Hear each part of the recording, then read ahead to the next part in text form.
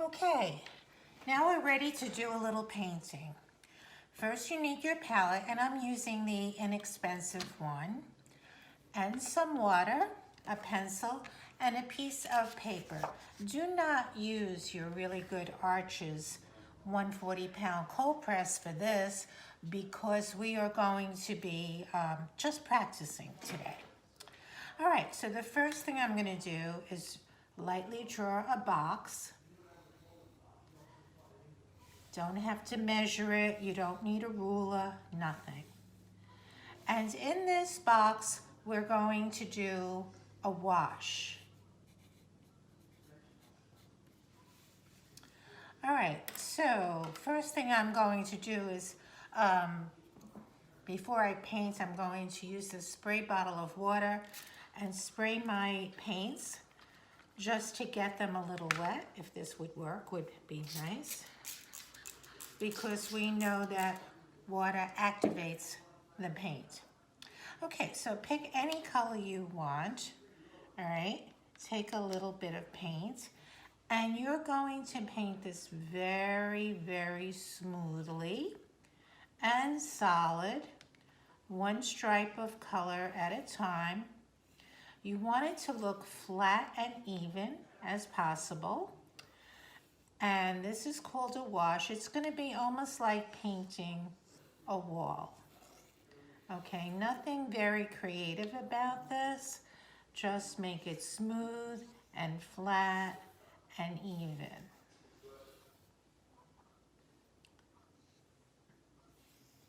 Okay? If you have any big puddles any place, you can sop them up with your brush. Okay? That's not too bad. All right, now I'm going to make another box underneath it. And this is going to be a graded wash. Graded meaning it goes from dark to light. Think of gradient wash. I'm going to use the same color because I want you to see the difference. So we make our first stripe. And next, I'm going to clean my brush. No paint this time. Slightly overlap what you just did and bring it down. Again, clean your brush, no paint, slightly overlap and bring the color down. It seems to have gone, you could even lift your paper so that you could see the color dripping down. So it goes from dark to light. All right? I'm going to make another box.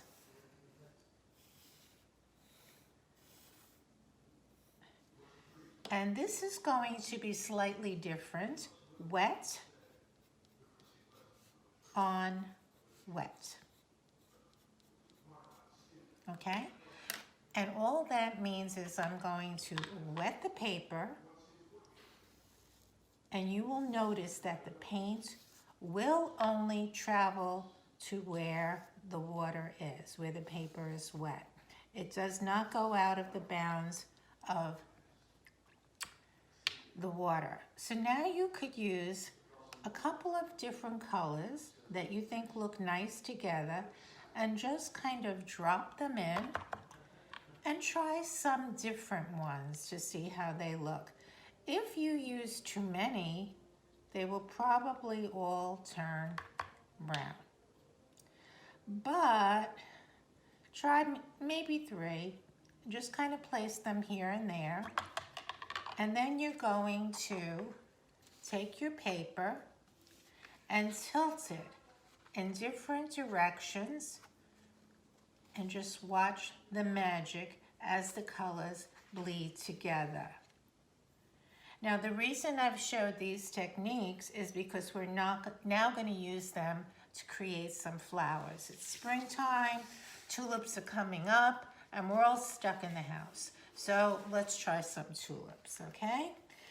Tulips are very easy flowers to do. Just make a big U And then you can leave it like that, or if you feel necessary to draw in the different petals, you can do that. You can even put some petals in the background over here. Or you don't have to do any drawing, just kind of wing it, all right? But I'm gonna do a couple here. This time I'm just gonna sort of gauge something like this. Very little bit of drawing there. Okay, the first thing I'm going to do is going to be a graded wash, which we just practiced, and I'm going to start with this red color. And if you remember what I just said, clean your brush, and now just put a stripe of water, overlap it slightly, clean your brush, and another stripe of water, overlaps slightly, and what you have is a graded wash from a dark red to a very light pink, and you can even move your paper to let that blend. A very important thing to keep in mind is I cannot do another petal on this flower that could be touching this one, because if you have two wet surfaces, they're going to bleed together. So I'm going to get a little red, and I'll do this because it's not touching anything. Got a lot of paint on that one. And since I'm going with the theme of making it darker at the bottom, I'm just going to add a little water. There is a lot of water on this flower, so I think what I'm going to have to do is kind of soak it up a little bit. So I dry my brush and I press it down, and it absorbs all that extra paint. Okay, and I did go out of the line, as you can see. It's not a big deal. If you want, you could try to blot it with your tissue, but it's not going to show up in the end anyway. Okay, also if I want the tip of this flower a little lighter, I'm going to dab it with my tissue so that it's lighter as these petals get lighter at the tip. Now for this flower, which has no leaves painted in it, no petals, I'm going to use a different color. This time I'm going to wet the entire flower, lower portion of the flower.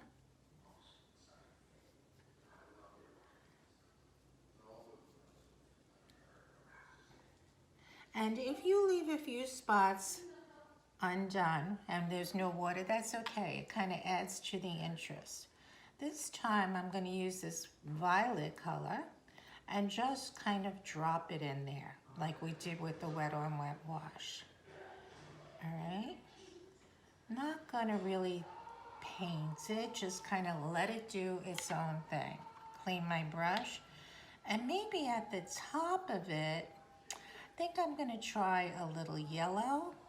But remember that yellow and violet turn brown, so we really don't want them to mix too much. Just gonna put a little bit up here. And maybe encourage a little mixing here and there, but not too much. Now when that dries, that's gonna be absolutely beautiful. And then if at that point you feel you want to define the petals a little bit more, you can.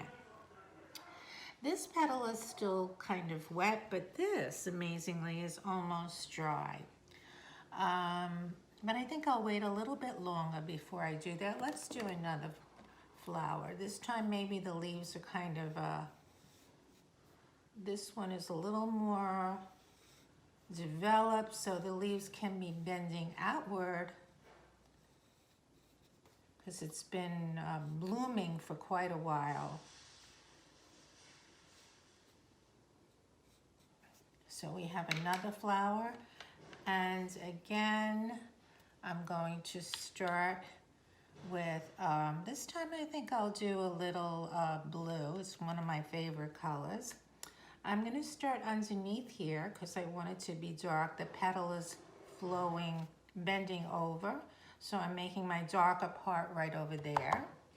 And then I'm going to add my water to that and bring it down, just like that. And remember I said if you have a few white spots, it's not a big deal. Okay, going back to this flower, I think I will start with the red. And I'm gonna start on this side and do the same thing. Again, there's a lot of paint on this. The brush is very wet, so I'm going to blot it a little. Take a little bit of water and it's coming quite a bit darker than the last one, but that's okay, we can adjust. And besides, depending how the light is, that set may actually look darker. I'm going to blot out some of that water with a dry brush. It's going to also lift some of the pigment.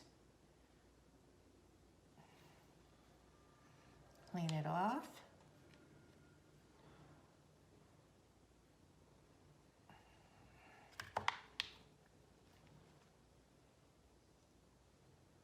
Until I get the desired shade that I want.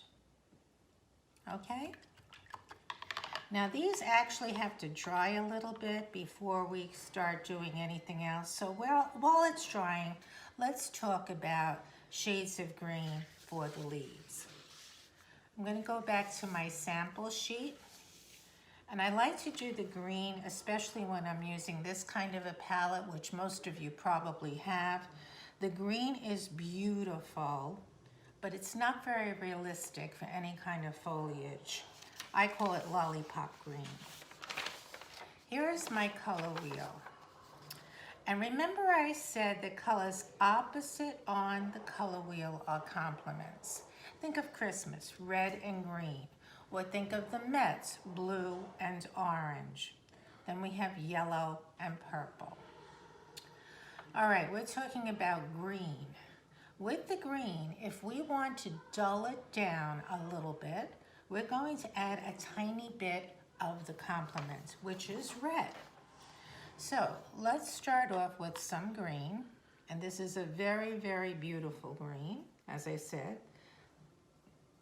Wrong color. Sorry about that, guys. Let me try this one. This one's better. Okay, so we have this green. All right. Very nice, but very bright. All right.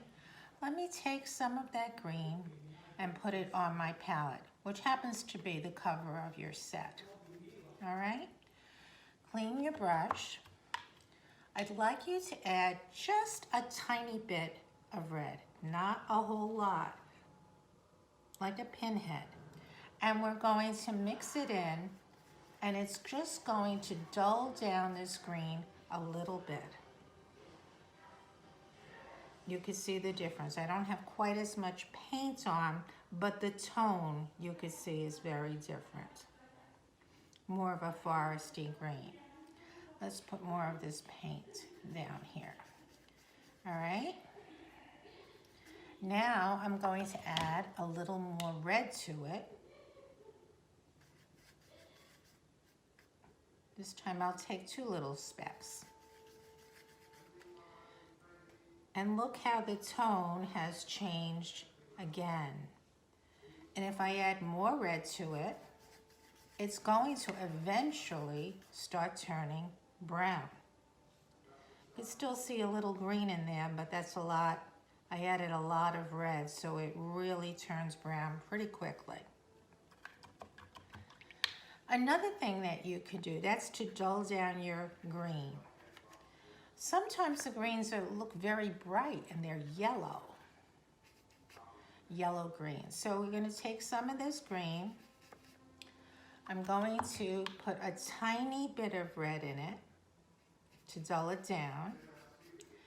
And then I'm going to start adding yellow to it.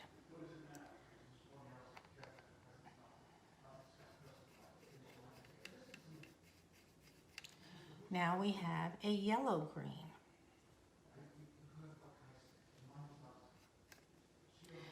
Put a little more yellow on it.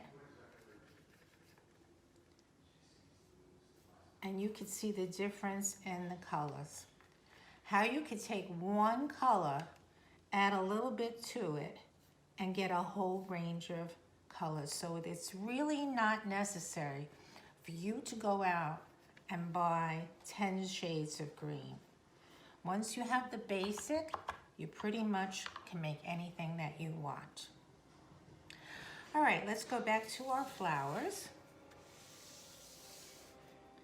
And the leaves are still wet, so let's start with some of the petals are still wet. Let's start with some of the leaves. So again,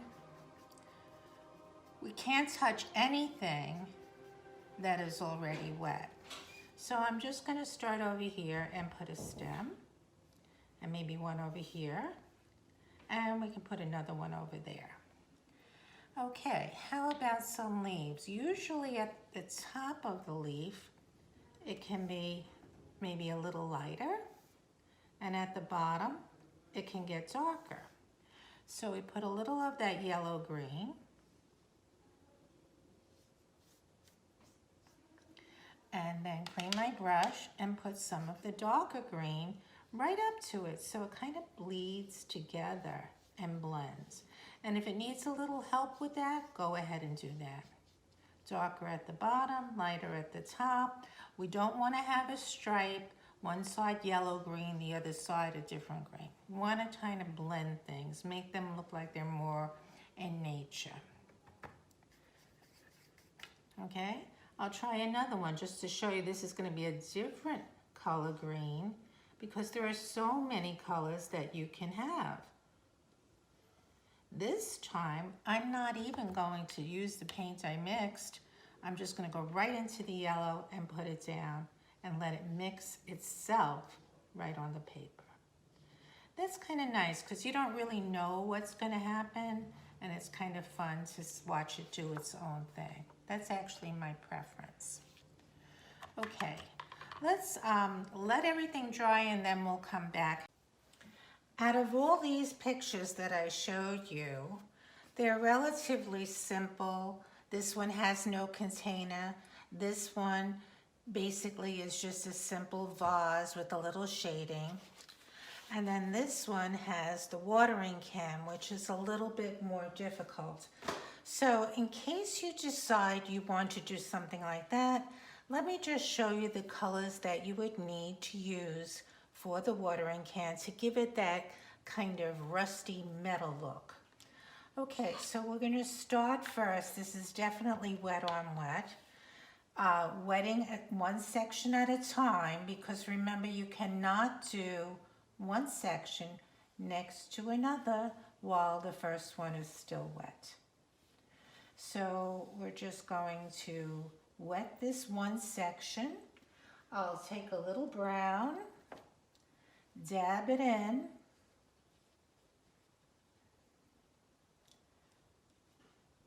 I'm going to take a little bit of a different brown. This has a little reddish in it. So if you don't have these colors, you can just put a little red with the brown you do have. And remember, you don't have to make it exactly like mine. Absolutely not. And then you want to get that sort of viridian bluish rust, greenish color that the can has. So I will start off with a little phthalo green, which is a bluish green, beautiful, but way too dark and too bright for our purposes. So we're going to need to wet it and blur it, blend it into the brown. Remember, you lighten colors in watercolor by adding water, and you darken it by adding a little bit of the complement. So do you remember what the complement of green is? Well, if you said red, you're right. it's the color opposite on the color wheel. Let's just look at that again. Green, opposite is red. So I may take some of the rose colors and just kind of plop it in there to dull this down. Notice how all of a sudden it's not so shockingly bright anymore. Okay. Also, by mixing that with the brown doesn't look so bright, and you're starting to get that rusted metal look. Okay? Now, obviously, since I did this, I can't do this section or that section, but I can do up here. So the same thing. I also switched to a slightly smaller brush. I think that's going to work better. We're going to wet it first.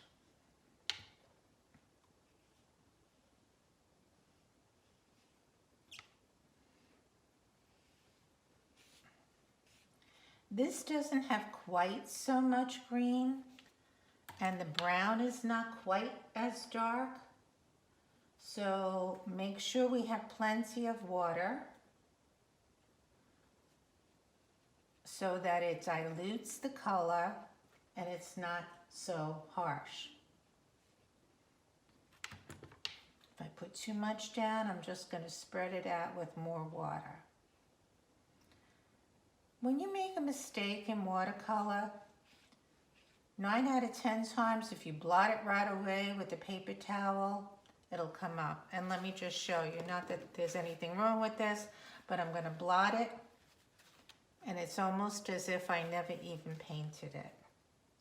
But I did kind of like it, so I am going to put it right back.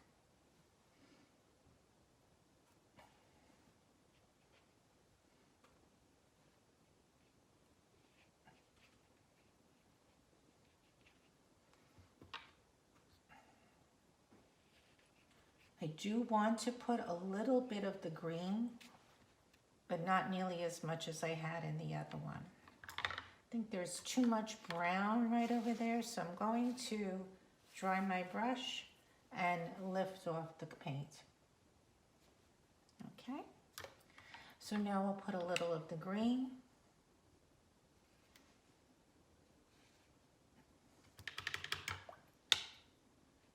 Spread it out. Take a tiny bit of red, just a tiny bit,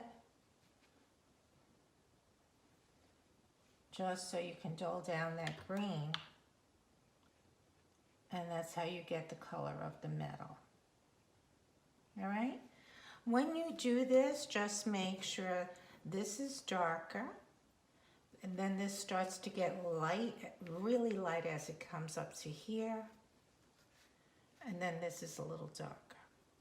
In here and over here is darker, and that's how you get the contrast and you show the different planes of the shape of the can, by having light against dark.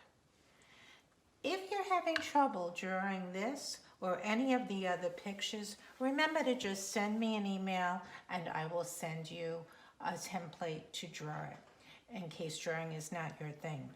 Again, my email is artrageous25@gmail.com. See you next time.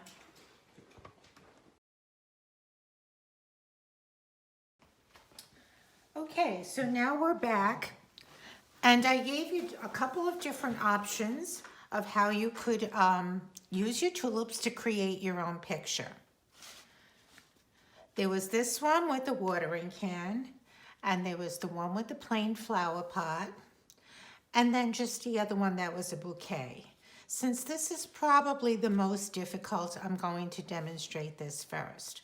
I did the spout with the base coat and also the top.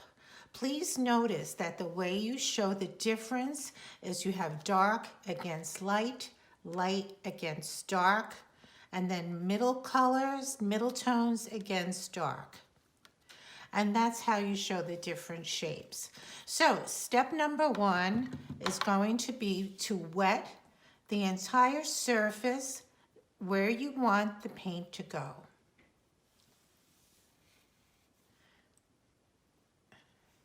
This is going to be wet on wet.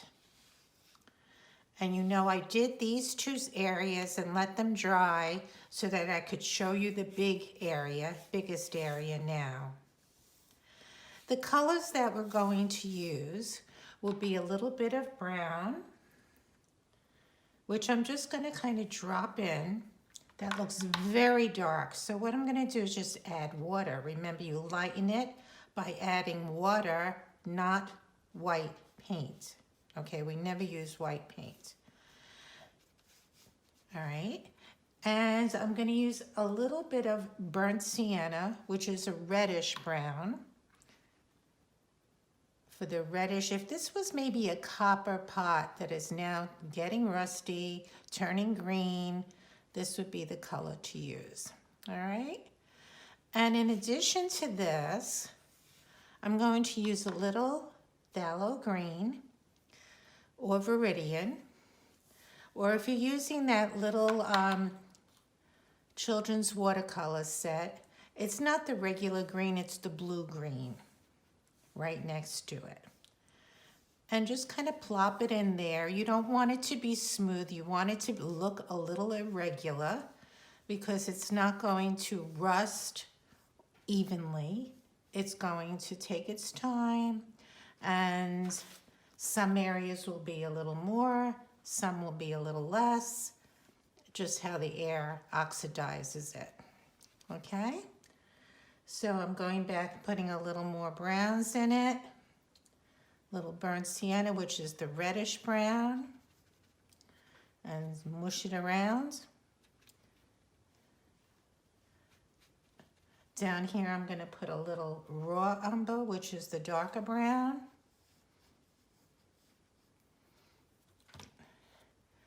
Again, I'm just going to mush it around here and there.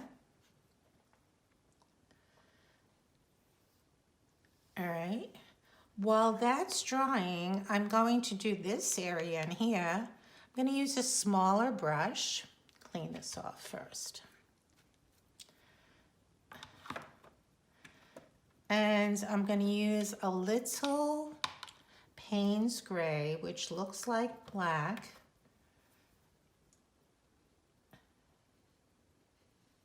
Remember that this area is dry, so I can do this.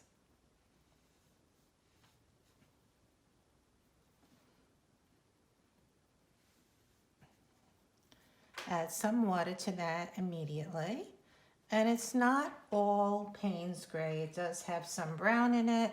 So let's just drop that in there and kind of let it swirl around and do its own thing. All right. Looks very, very wet, so I may actually use my brush to soak up some of the liquid as I've done in the past. Tilt this down so it's a little darker toward the bottom. And I could do the same thing, the browns over here on the handle.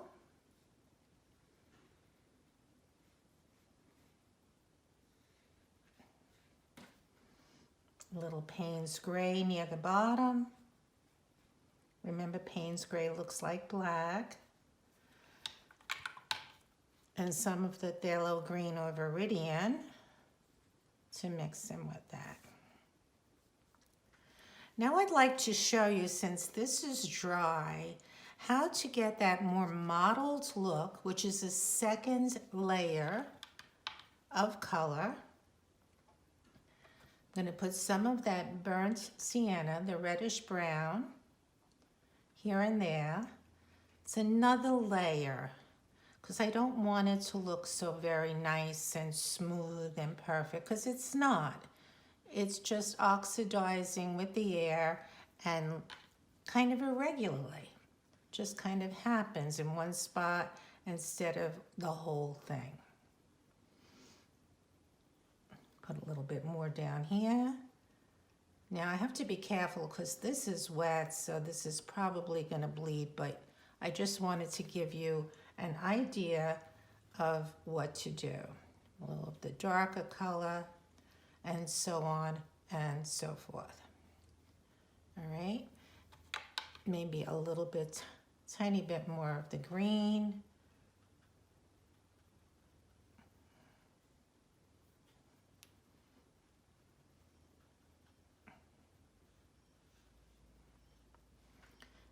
And that's how it goes. Now notice how light this looks. Remember, it always dries lighter than the color actually looks. So this is going to end up being lighter too. So I can't do anything with it now, but I will definitely go back and add another layer or glaze. Now, if you choose to do this picture with the tulips sideways, I had a real tough time trying to draw them sideways. So I would suggest that you just turn your paper, get your pencil, and try to draw your tulips wherever you want. You do not have to copy mine. I'm going to do it really dark so you could see it, but you're going to do it very lightly because you don't want to see the pencil mark. I know that if I do it very lightly here, you won't be able to see the pencil marks, and I want you to be able to see it.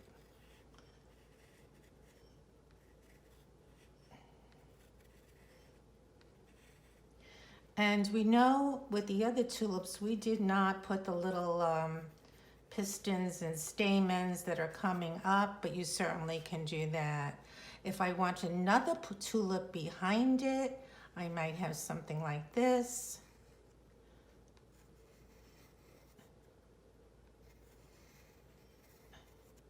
And maybe there's one coming up in this direction.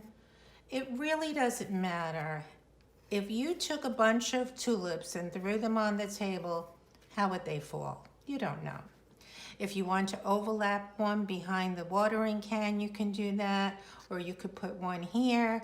It doesn't really matter too much, all right? So I would suggest that you definitely do one of these with the watering can and the tulips on the side. Don't forget your leaves. And you could overlap with these also. And lots of stems. I didn't finish it, but you get the idea. So you can do this one. Or if you prefer, there's this one. Or this one. Or lastly, the one that you create yourself. Okay, happy painting till next week.